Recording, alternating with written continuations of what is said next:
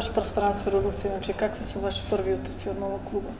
Pa, bila sam stvarno iznenađena kad sam došla, onako prvo sam bila malo i da kažem skeptična i kad sam potpisala ugovor i sve, iako sam stvarno dosta čula od igračica sa kojima sam i ranije igrala, dosta lepih stvari, ali nekako pošla sam sa nekom rezervom tamo, ali na kraju je stvarno ispalo sve super, eto, te 3-4 nedelje koliko sam bila tamo, stvarno ako ostane ovako do kraja, bit će super. Dugo se nije znalo gde idete kad ste napuštili budućnost. Da li možda se Vardar javio među opcije za novi klub? Pa mislim da je tu većinom i menadžer odradio svoj deo posla, ali koliko ja znam da nije bilo nikakvih ozbiljnih pregovora, tako da to je sve što ja znam. Imate puno koleginici iz Crne Gore koje su ovdje u Vardaru. Šta vam oni kažu za klub? Pa ne samo one, ali stvarno sve cure koje su ovdje iz Hrvatske i sve koje poznajem i Srbije naravno, kažu stvarno da je ovdje odlično i mislim, eto, najviše znam i od Itane Grbić koja je bila ovdje i koja je stvarno oduševljena svima uopšte i kako se ovdje radi i kako se trenira i uopšte grad kakav je, tako da čula sam stvarno sve najbolje. Mnogo dobro poznajete ekipu Vardara jer ste puno puta igrali protiv njih. Šta smatrate da im je falilo da dođe do te titule u Ligi šampiona? Pa mislim samo sreće. Mislim da su bili toliko dobri cijele sezone i taj dan u finalu protiv Đera stvarno su super igrali. Naravno da smo navijali svi za njih, ali mislim samo da mi je falilo malo sreće jer igrali su dobro, ali na kraju to su te utakmice koje odlučuje jedna lopta i na kraju koja je ekipa srećnija tog dana mislim da pobeđuje jer utakmica je bila onako gol za gol i sve je bilo tako blizu, ali stvarno su dobro igrali, tako da mislim da jedino što im je nedostajalo to je bila sreća, ali bili su super i cijele sezone uopšte, ne samo na Final Fouru. Sigurno su do vas došle informacije za Sergej Samsonenko i eventualno njegovo napuštenje klub. Šta smatrate da će to značiti za ženski rukomet? Pa sigurno smo to svi čuli, onako prvo su to negdje bile neke priče u vazduhu, ali kad je na kraju on izdao svoje saopštenje, pa mogu da kažem da sam malo razočarana i malo tužna, pre svega zbog rukometa uopšte, naravno i drugih sportova u koje ulaže, ali pre svega rukomet, momci su osvojili Ligu šampiona, žene su igrale finale, bile sasvim blizu, tako da, pored svih uslova koje imaju, stvarno to bi bila šteta, pričam samo o rukometu sada, šteta uopšte za rukomet, jer toliko dobrih igrača da ostanu bez kluba u kome je sve bilo idealno je stvarno jedna velika šteta i tužno je stvarno. Evo, ja se nadam da će možda on promeniti svoje mišljenje. Duga je godina i eto, možda je neke svoje odluke donao i prebrzo, tako da, eto, verujem zbog svih cura koje su ovdje i uopšte zbog rukometa da će ovdje i dalje imati dobar klub i da ćemo, da kažem, imati dobre utakmice. Tokom vaše karijere igrali ste za puno klubova. A koji trener je najviše pridoneo za vaš razvoj tako dobrog igrača? Pa ne mogu stvarno sad da izdvojim nikog posebno, to su naravno svi su negdje ostavili svoj pečat i bila sam u puno klubova i sarađivala sam sa puno trenera, ali šta znam, možda onako to su ono što najviše pamtim, nešto najupečljivije, to su početci.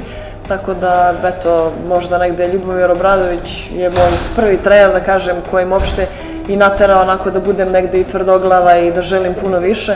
Tako da, onako, možda od tog samog početka, da kažem, on mi je ostao najupečatljiviji. Tokom sve ove godine još uvek imate onu istu rukometnu pasiju, ljubav. Šta je ono što vas motiviše kroz ove godine da igrate rukomet na tako visokom nivou? Pa to je uopšte ljubav prema rukometu, mislim i onako da iako sam negde možda i razmišljala da prestanem da igram i onda kako se bliže taj trenutak sve sam tužnija, ali bože moj šta je tu je, jel?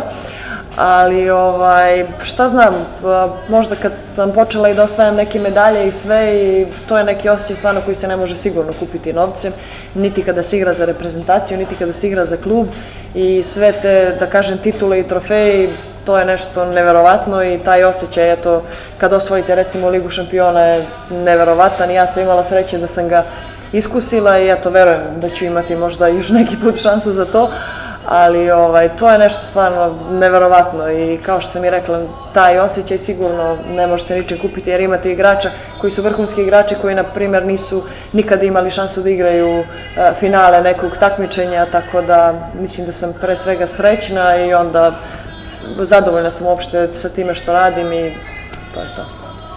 Ove godine najbolje navijači rukometni neće biti u vaše salve jer ste već otišli za Rusiju. Gdje vam je najteško igrati, protiv koje fanove? Pa sigurno je to sad Mađarska. Znači, navijači Ferencvaroša i navijači Đera su onako, da kažem, najbučniji, najglasniji, najbrojniji.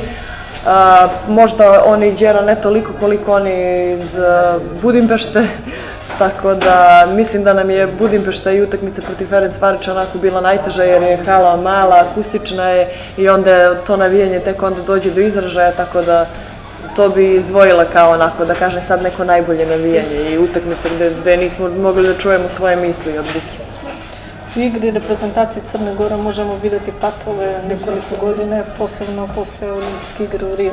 Šta smatrate da je glavni razlog za to? Pa mislim da nema tu nekog konkretnog razloga, ali to je jednostavno to normalno, to smene generacije, tako da mislim da oni onako idu nekim svojim pravim tokom, jer i pre Rija nekoliko godina nismo imali neke strašne rezultate, u stvari pre Londona, ali eto, od Londona je to počelo da ide nekim uzlaznim tokom, tako da to je neki normalan splet okolnosti, smena generacije, nema više starih igračica, dolaze mlađi dok se one tu sve snađu, dok se uigraju, tako da mislim da je to onako normalno.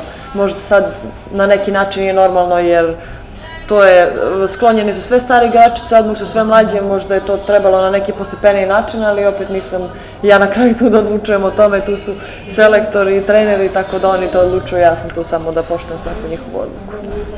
Vaša nova ekipa Rostov uvek pre početka sezone je među favoritima, ali kada sezona počne, jednom im se desilo četvrtfinale prošle godine, to je grupna faza. Što smatrate da je bio glavni razlog za tako je to?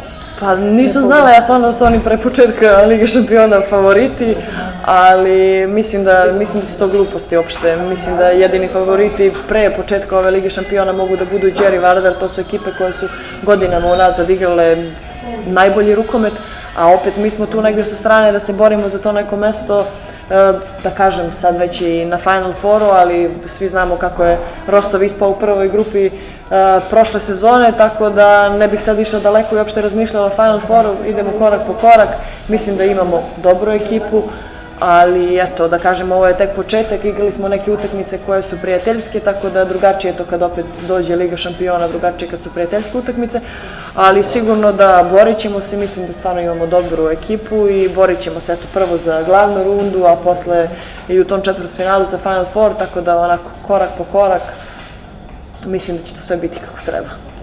Vi imate već 3 titule u Ligi šampiona, sad 3 različite ekipe. 4. Aha, okej. Sigurno znate koji je recept za osvajanje Lige šampiona? Pa sigurno da znam, ali mislim nisam samo ja tu, imamo cure koje su osvojile zlato u Riju, tako da u ekipi, tako da nisam opet samo ja tu koja zna neki recept, mislim da ga i one odlično znaju, ali nekim, da kažem, zajedničkim snagama probat ćemo eto da uradimo najviše što možemo ove sezone. Sigurno da cure i vole da rade i da se bore i sve, tako da to je nešto najbitnije, onako da imamo prvo volju za rad, a onda će posle ti rezultati isplivati verovatno na video. I za kraj vaše očekivanja za ovu sezonu? Pa neka budem za početak zdrava, sigurno da svi želimo Budimpeštu i ove sezone, tako da ja posebno, ali eto, to bi mi onako bila neka velika želja, ali vidjet ćemo na kraju da li će biti stvarno tako. Mi smo navikli da se viđamo svake godine u Budimpešti, tako da bit će... Pa ja bih stvarno voljela da se vidimo tamo, to je nešto neverovatno i tako da šteta bi bilo da propustimo ove sezone.